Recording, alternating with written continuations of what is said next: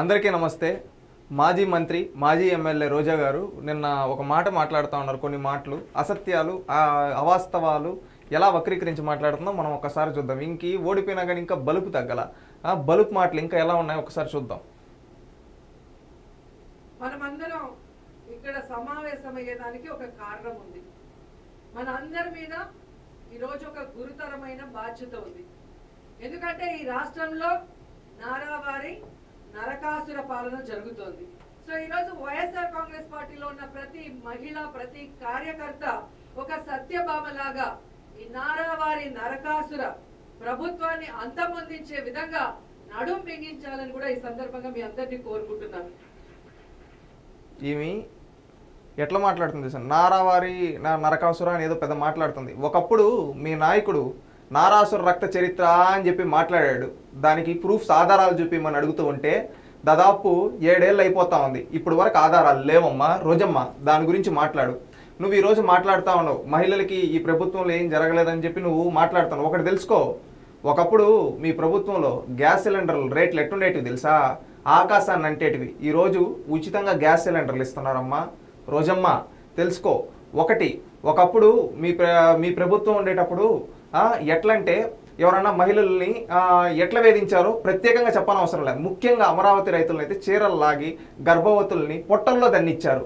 అది గుర్తుకు రాలేదా అమ్మ? ఈరోజు ప్రతి మహిళ ఒక సత్యభామ. అవును, ప్రతి మహిళ ఒక సత్యభామై నరకాసురుడు. ఆ నరకాసురుడు ఎవరో తెలుసా?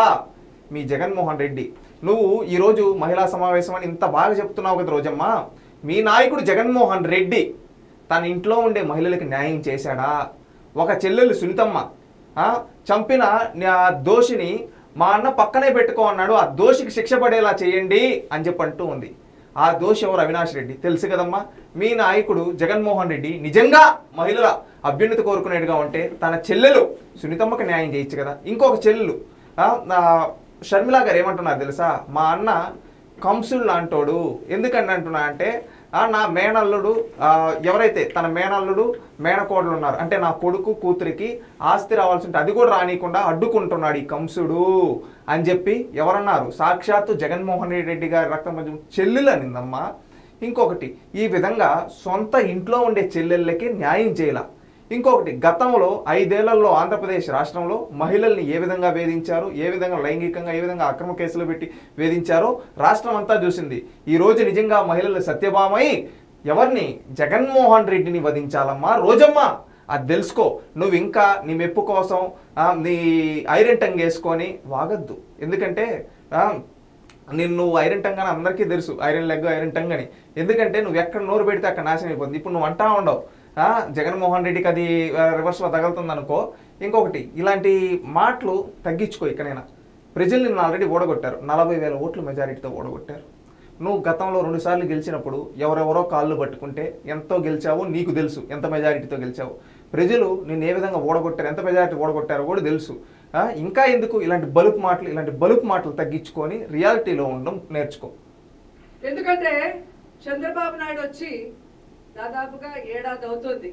ఈ 1 ఏడాదిలో ఆయన సాధించింది ఏందయ్యా అంటే అరాచకాలు, అఘాయిత్యాలు, అత్యాచారాలు, అవమానాలు, అక్రమ కేసులు, వేధింపులు. ఇవే సూపర్ 6. సో ఈ సూపర్ 6 ఇవ్వడానికి ఉత్సాహం చూపిస్తున్నాడు తప్ప మనం మహిళలకు ఇచ్చిన వాగ్దానాల్ని నెరవేర్చాలన్న చిత్తశుద్ధి వాళ్ళకి లేకపోవడం అనేది మనం అందరం కూడా గమనించాలి. ఎందుకంటే ఇవేమంటా ఉంది సూపర్ 6 అని, కొన్ని అరాచకాలు ఇవన్నీ అని చెప్పి చెప్తూ ఉంది. ఇవన్నీ గతంలో మీ హయాంలో జరిగినట్టువే కదా. మీ హయాంలో జరిగేటప్పుడు నువ్వు ఎక్కడ కొనుక్కో ఉన్నావమ్మా? గతంలో నువ్వు మాట్లాడిన భాషలోనే అప్పుడు మాట్లాడేది. అప్పుడు నోట్లో ఏం పెట్టుకో ఉన్నావు? హెరిటేజ్ ఐస్ క్రీమా అని ఒకప్పుడు నువ్వు చంద్రబాబు నాయుడు గారిని, నారా లోకేష్ గారిని ఉద్దేశించి ఈ మాట అన్నావు. ఇప్పుడు నేను అన్న మాట అప్పుడు నువ్వు అది ఇప్పుడు ఈ మాటని నువ్వు ఒక వైస్ వర్సాలా తీసుకో. నువ్వు అప్పుడు పెట్టుకో ఉన్నావా అని రాష్ట్ర ప్రజలు అడుగుతూ ఉన్నారు. ఎందుకంటే ఆ రోజు మాట్లాడకుండా ఈ రోజు నువ్వు మాట్లాడుతూ ఉంటే తప్పు రోజా గారు. ఎందుకంటే మీరు ఒక మాజీ ఎమ్మెల్యే, మాజీ మంత్రిగా చేశారు. గతంలో జగన్మోహన్ రెడ్డి ఏ విధంగా వేధింపులు చేశాడు, ఏ విధంగా మహిళలపై కనీసం చర్యలు తీసుకున్నాడు? ఆ చర్యలు తీసుకోలేదు. అంతెందుకు తన నియోజకవర్గం పులివెందులో ఒక దళిత మహిళ నాగమ్మ అనే ఒక మహిళ పైన అత్యాచారం జరిగితే కనీసం చర్యలు తీసుకోలేదు జగన్మోహన్ రెడ్డి. ఈ రోజు తీసుకుంటే ఆ రోజు శ్రీకాకుళం నుంచి అనంతపురం వరకు ఎంతో మంది మహిళలపైన వేధింపులు కనీసం చర్యలు తీసుకోలేదు. ఆ రోజు నువ్వు ఎక్కడుకున్నావు? ఆ రోజు నువ్వు కూడా మాట్లాడిన మాటలు వినిపిస్తా ఉండు. ఆ రోజు నువ్వేమని మాట్లాడావు తెలుసా? ఒక్కసారి నువ్వు గుర్తు తెచ్చుకో. ఆ రోజు ప్రెస్ మీట్ పెట్టి మరి ఈ విధంగా రేపులు జరుగుతున్నాయి రాష్ట్రంలో ఈ విధంగా అంటే నువ్వు ఆ రోజు మాట్లాడిన మాటలు ఒక్కసారి నువ్వు గుర్తు తెచ్చుకోవాలి. ఎందుకంటే నువ్వు ఆ రోజు ఏదో ఏం తెలియనట్టు మాట్లాడేసి ఈ రోజు వచ్చి ఈ విధంగా మాట్లాడుతున్నావు. ఆ రోజు ఏం మాట్లాడు ఒకసారి గుర్తు తెచ్చుకో. ఒక ఇన్సిడెంట్ అది పోలీస్ స్టేషన్ లో కంప్లైంట్ చేయకపోయిండొచ్చు, లేదా దిశ యాప్ ని యూజ్ చేస్తుండకపోయిండొచ్చు. జరిగిన 1-2 ఇన్సిడెంట్ని భూతద్దంలో చూపించి జగనన్న మీద బురద చల్లాలి అనుకుంటే మహిళలు ఎవరు కూడా ఒప్పుకునే పరిస్థితి లేదు. ఏమంటున్నావు? 1 or 2 ఇన్సిడెంట్స్ని పట్టుకొని జగనన్న పైన బురద చల్లుతున్నారు. 1-2 కాదు, ఆ రోజు 1000 ఇన్సిడెంట్లు జరిగాయి.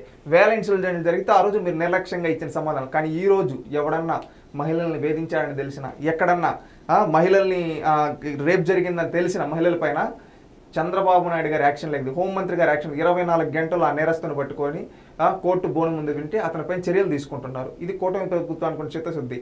అదేవిధంగా ఇంకొకసారి ఇలాంటివి జరగకుండా కఠినమైన చర్యలు తీసుకుంటూ ఉన్నారు ఎవరైతే చేశారో అలాంటి వాళ్ళపైన. ఇది కూటమి ప్రభుత్వానికి ఉన్న చిత్తశుద్ధి. నువ్వేం చేసావు? మళ్ళీ ఇంకొకటి సూపర్ 6 గురించి మహిళల గురించి విధంగా మాట్లాడుతున్నావు. గ్యాస్ రేట్లు ఒకప్పుడు ఎట్టున్నాయి, ఈరోజు ఉచితంగా గ్యాస్ సిలిండర్లు ఇస్తా ఉన్నారమ్మా. రోజమ్మా తెలుసుకో. ఇంకొకటి పెన్షన్ విషయంలో కూడా మాట్లాడదాం. గతంలో పెన్షన్ జగన్మోహన్ రెడ్డి 1000 రూపాయలు పెంచడానికి ఎన్ని ఏళ్ళు తీసుకున్నాడు? 5 ఏళ్ళు తీసుకున్నాడు. ఇప్పుడు చంద్రబాబు నాయుడు గారు వచ్చిన తొలి నెలలోనే 7,000 రూపాయలు ఇచ్చారు. బహుశా భారతదేశ చరిత్రలో ఏ ముఖ్యమంత్రి ఒక నెలలో 7,000 పెన్షన్ ఇచ్చిన దాఖలాలు కానీ చంద్రబాబు నాయుడు గారు ఇచ్చారు. తెలుసుకో రోజా గారు. మీరేందంటే ఇప్పుడు ప్యాలెస్ల్లో కొనుక్కొని ఎక్కడో చెన్నైలోనో బెంగళూరులోనో హైదరాబాద్లోనో కొనుక్కొని లేసొచ్చి తాడేపల్లి ప్యాలెస్లో కూర్చొని ఏదో స్క్రిప్ట్ ఇచ్చారు చదువుతామంటే జనాలు ఎవరు చూస్తూ ఉంటారు. గుర్తుపెట్టుకోండి. పెన్షన్ మీ నాయకుడు 1000 రూపాయలు పెంచడానికి 5 ఏళ్ళు తీసుకుంటే చంద్రబాబు నాయుడు గారు ఒక నెలలోనే పెంచిన మొత్తాన్ని 3 నెలలు ఆయన అధికారంలో లేని 3 నెలలు కూడా ఎలక్షన్ కోడ్ ఉన్నప్పుడు కూడా ఫస్ట్ నెలలో 7,000 ఇచ్చాడు. ఇప్పుడు ప్రతి నెలలో 4,000 ఇస్తున్నాడు. ఇంకొకటి వికలాంగులకు గతంలో మీరు ఇచ్చింది 3,000, ఈరోజు చంద్రబాబు నాయుడు గారు 6,000 ఇస్తున్నారు. గతంలో మత్స్యకారుల భరోసా మీ నాయకుడు 10,000 ఇస్తే ఈరోజు చంద్రబాబు నాయుడు గారు 20,000 ఇస్తా ఉన్నారు. ఇంకొకటి ఒకప్పుడు రైతులు ఏమన్నా అమ్మితే ధాన్యం ఇలాంటివి ఎప్పుడు డబ్బులు పడేది తెలియదు, ఇప్పుడు 24 గంటల్లోనే పడుతూ ఉన్నాయి. ఈ విధంగా ఎన్నో వినూత్నమైన కార్యక్రమాలు చేశారు. ఇంకొకటి మీరు అప్పుల పాలు చేసిన ఆంధ్రప్రదేశ్ని, విధ్వంసం చేసిన ఆంధ్రప్రదేశ్ని ఈరోజు వికాసం వైపు అభివృద్ధి వైపు తీసుకొని వెళ్తూ ఉన్నారు. ఈరోజు సంస్కరణలు చేస్తూ అభివృద్ధి చేస్తూ సంక్షేమం ఇస్తూ రాష్ట్ర ప్రజల్ని కాపాడుకుంటూ రాష్ట్రాన్ని ముందర నిలబెట్టడం కోసం నిరంతరం చంద్రబాబు నాయుడు గారు 7 వయసులో కూడా రాష్ట్రం కోసం, రాష్ట్ర ప్రజల కోసం, రాష్ట్ర భవిష్యత్తు కోసం పనిచేస్తున్నారు. ఈరోజు ప్రజలందరూ ఆనందంగా ఉన్నారు. మహిళలకు రక్షణ ఉంది. అదేవిధంగా విద్యార్థులకి చదువులో స్టాండర్డ్స్ పెంచి ఈ రోజు అందిస్తున్నారమ్మా. రోజమ్మ ఈ రోజు నువ్వేందంటే ఏదో తాడేపల్లిలో సజ్జల రామకృష్ణారెడ్డి జగన్మోహన్ రెడ్డి ఇచ్చిన స్క్రిప్ట్ చదువుతో నోటికి ఏదొస్తే అది మాట్లాడితే నువ్వు రోడ్లపైకి వస్తే జనాలే నిన్ను కొడతారు. నీ నియోజకవర్గం వాళ్ళే కొడతారు. నువ్వు నియోజకవర్గంలో ఎన్ని రోజులు అవైలబిలిటీలో ఉన్నావు? నువ్వు ఓడిపోయినప్పుడు నేను చెప్పు. ఒక్కరోజు కూడా లే శుద్ధంగా. మళ్ళీ నువ్వు ఈరోజు వచ్చి తాడేపల్లిలో వచ్చి మైకు పట్టుకొని నీతులు చెప్తుంటే జనాలు నవ్వుతున్నారు. నువ్వు ఎంతతో ఓడిపోయావు ఒక్కసారి గుర్తు తెచ్చుకో. ప్రజాస్వామ్యంలో గెలిపోవడం వల్ల సహజమే, కానీ నువ్వు ఎలా ఓడిపోయావు అనేది కూడా ఒక్కసారి ఆత్మపరిశీలన చేసుకో. ఎందుకని చెప్తున్నావు అంటే నువ్వు గెలిచిన మెజారిటీలు ఎంత, ఈరోజు నువ్వు ఓడిపోయిన మెజారిటీలు ఎంత, ఎందుకు ఆ విధంగా ఓడిపోయావు? జనాలు నిన్ను చీపురుతో ఈడ్చి కొట్టారు. నిజం చెప్పాలంటే నీ నియోజకవర్గంలో 5 మండలాలు 2 మున్సిపాలిటీలు. ఇక్కడైనా పద్ధతి మార్చుకోండి.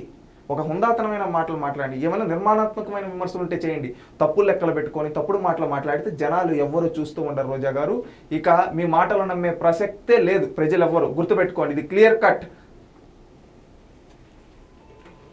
జగన్మోహన్ రెడ్డి గారు అధికారంలో రాకముందు మహిళలకి ఏమేం ప్రామిస్ చేశారు, అధికారంలో వచ్చిన తర్వాత అవన్నీ ఎలా ఫుల్ఫిల్ చేశారు, అవే కాకుండా చెప్పని అనేకం కూడా మన కోసం ఎలా చేశారో మళ్ళీ నేను ప్రత్యేకంగా చెప్పాల్సిన అవసరం లేదనుకుంటున్నా. ప్రతి కుటుంబంలో ఎంతమంది ఏ స్కీమ్ కి అర్హులో కులం, మతం, పార్టీ చూడకుండా అందరికీ అన్ని అందించారు. కాబట్టే ఈ రోజు మనం ధైర్యంగా గ్రామాల్లోకి వెళ్ళగలుగుతున్నాం. ఎక్కడ మనం ఏమంటున్నామమ్మా? జగన్మోహన్ రెడ్డి చెప్పినాటివి చెప్పనాటివి అన్నీ చేసే అంటాడు. అవేవో 2-3 పేర్లు చెప్తే జనాలు తెలుసుకుంటారు కదా. ఇప్పుడు మీ నాయకుడు ఇచ్చిన కొత్త పథకం ఏంటమ్మా? ఏదో ఒక్కటన్నా ఉందా? ఈరోజు చెప్పినాటివి చెప్పనాటివి అంటున్నావు. ఒకప్పుడు అమ్మ ఒడి అని చెప్పావు, నానబుడ్డి చేశారులే దాని తర్వాత. అది ఏమని చెప్పాడు? సాక్షాత్తు మన భారతిరెడ్డి గారు వచ్చి ఇంట్లో ఎంతమంది పిల్లలు ఉంటే అంతమందికి ఇస్తారు జగన్ అన్నాడు. ఎందుకు ఇవ్వలేదు రోజమ్మా? ఎందుకు ఇవ్వలేదమ్మా? దానికి సమాధానం చెప్పు. చెప్పలేవు. మళ్ళీ మహిళల్ని ఒకప్పుడు డ్వాక్రా సంఘాల వాళ్ళని ఏదైనా మీటింగ్ ఉంటే రాకపోతే నేను డ్వాక్రాలో నుంచి తీసేస్తా, నీకు ఈ పథకం కట్ చేసేస్తా అని బెదిరించారు. గుర్తులేదా రోజమ్మా? ఈ విధంగా ఏ పథకాలు ఇవ్వకుండా వాళ్ళని వేధించి ఎట్లా పట్ల అట్లా అవమానించింది మీరు కదా.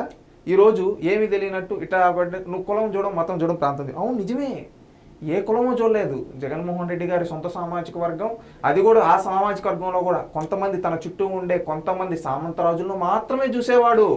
ఆ పక్క స్టేట్ డీజీపీగా ఒకప్పుడు పెట్టుకున్న వ్యక్తిది ఏ కులం, ఏ నియోజకవర్గం, ఏ జిల్లా, చీఫ్ సెక్రటరీగా ఉన్నది ఏ జిల్లా, ఏ నియోజకవర్గం, టీటీడీ ఈవోగా ఉన్న వ్యక్తిది ఏ జిల్లా, ఏ నియోజకవర్గం, అదేవిధంగా టీటీడీ చైర్మన్, వీళ్ళందరివి ఇంకా తీస్తే ఓఎస్డీగా ఉన్న వీళ్ళందరివి ఒకే నియోజకవర్గం, ఒకే జిల్లా, ఒకే పార్లమెంట్ ప్రాతిపదికన ఎందుకు పెట్టుకున్నాడమ్మా? అవును నిజమే, ఆ రోజు కులం చూడలేదు, మతం చూడలేదు, ప్రాంతం లేదు.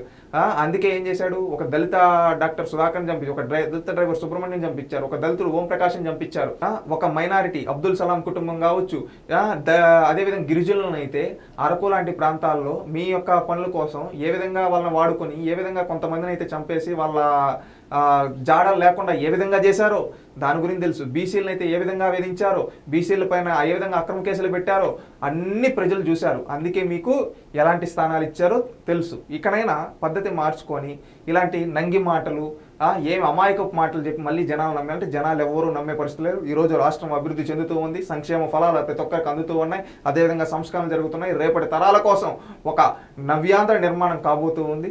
ప్రతి ఒక్కరూ దీనికి సహకరిస్తున్నారు ప్రజలు. మీ రాక్షస క్రీడలు అనేది ఆపితే రాష్ట్రం ఇంకా బాగుపడుతుంది. మీరు కూడా సహకరిస్తే ఇంకా బాగుంది. మీ పేరు కూడా చరిత్ర, లేదా రాక్షసుల్లాగా మేము కూడా అడ్డుకుంటామంటే చరిత్రహీనులుగా మిగిలిపోతారు. రోజా గారు ఇలాంటి నంగి మాటలు ఇంకా మాట్లాడద్దండి. ఇంకొకటి, నువ్వు ఎక్కడికి వెళ్ళినా స్వాగతం పలుకుతున్నారు నన్ను. ఓడిపోయిన తర్వాత నుంచి కనీసం నువ్వు నియోజకవర్గంలో ఒక మండలంలో అన్న తిరిగావా అమ్మ? నువ్వేదరగల మళ్ళీ ఇలాంటి షో మాటలు ఎందుకు? ఇలాంటి షో మాటలు తగ్గించి రియాలిటీలో బతకండి అని చెప్పి తెలియజేసుకుంటున్నాం.